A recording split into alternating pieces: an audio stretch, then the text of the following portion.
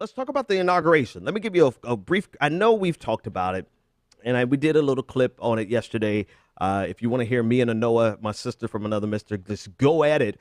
Actually, go at it over something we agree on. But go to Michael Solomon's page and check out the footage, the audio from yesterday. It was a great conversation, and we gave pretty much a full recap. But the inauguration, and again, thank you for everyone who donated to help us get to the inauguration. We had a great time. We did as much coverage as we could. There was a internet blackout on inauguration day, and then there were just far too many people who showed up to the Women's March for signals to get out. So we couldn't do much live streaming like we were able to do at the DNC, but we got a lot of pictures, a lot of recorded video that we uploaded and shared.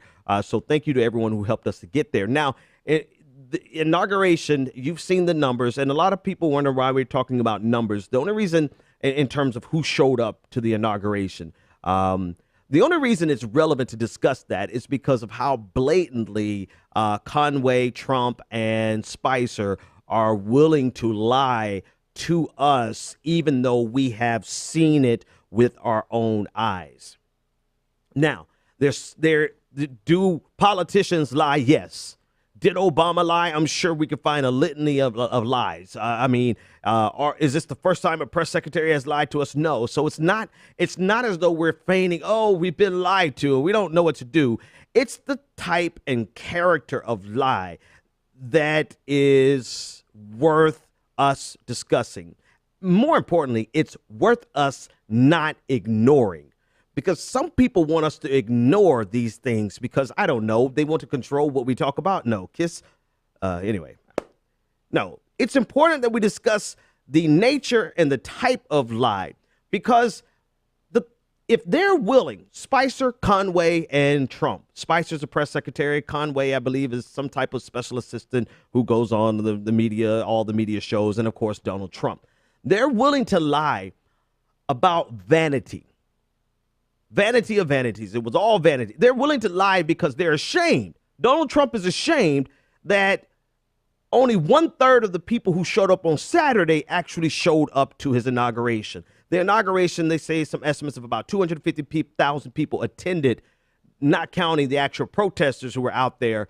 And then on Saturday, the following day, over 750,000 women and men participated in the Women's March, and non-gender conforming people participated in the march.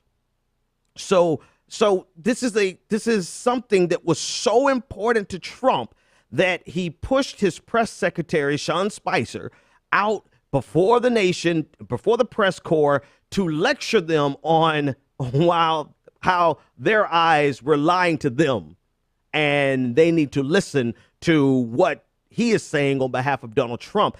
And if they don't, they need to realize that his words, the media will be held accountable. Donald Trump's vanity and ego, that's going to be his demise, his political demise, without question.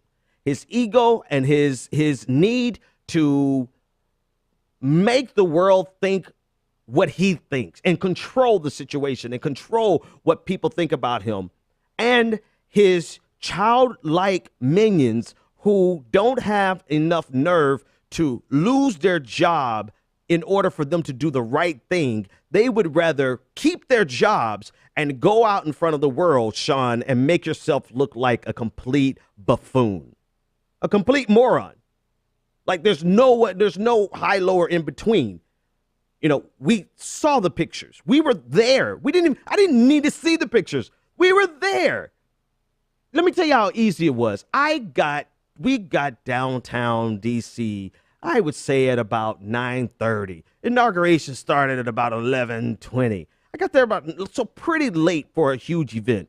And I was able to park about 2 blocks away from the White House. Maybe 3, because there was an extra barricade there. Maybe it was 3 blocks. But I got so close to the White House and just kind of perused, just walked away around. No problem, no traffic, just easy going. The very next day, I think we had to park, what was it, Solomon? We parked about, 3 miles away, something ridiculous, and shoulder to shoulder with hundreds of thousands of people. Does it matter?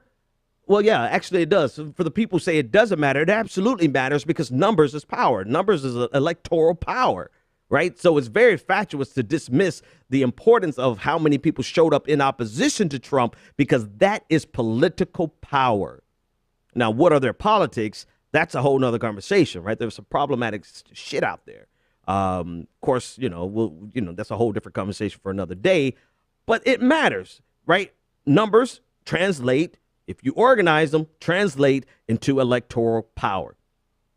But more importantly than that, do you realize the simple shit that Donald Trump is willing to look in our face and lie to us about?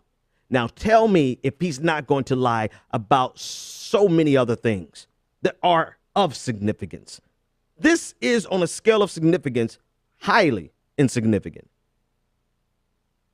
But his willingness to do this in order to save face, not just ego, not just hubris, not just embarrassment, but to save face, shows you that this will be his downfall. His ego, his pride, his arrogance will ultimately be his downfall. Now, whether he makes it through 4 years without getting impeached, I'm not making that prediction, but I'm letting you know that just to see. Now, and then to have willing accomplices, right? People who are willing, like his staff. And to be fair, I did read a report, I believe it was from the New York Times, that stated that the majority of his staff told him to leave it alone. I just believe there has to be enough smart people in the Republican circle, and everybody who's a Republican is not an idiot, right? If you believe that, then you're already lost. So I just knew there had to be some smart people in the Republican Party somewhere, right? And so it sounded like the majority of his staff wanted him to leave this issue alone, but it was so near and dear to him that he sent out his press secretary, and quite honestly, the press secretary should have had enough self-preservation or interest in self-preserving his future to not come out there and say, look at this picture and tell me how many lights you see. There are 4 lights. Sorry, I don't know who got that. You have to watch Star Trek to get that one. All right, so that's the first bit of insanity that came from this weekend. Never mind his speech. I mean, I listened to his speech, whatever about his speech.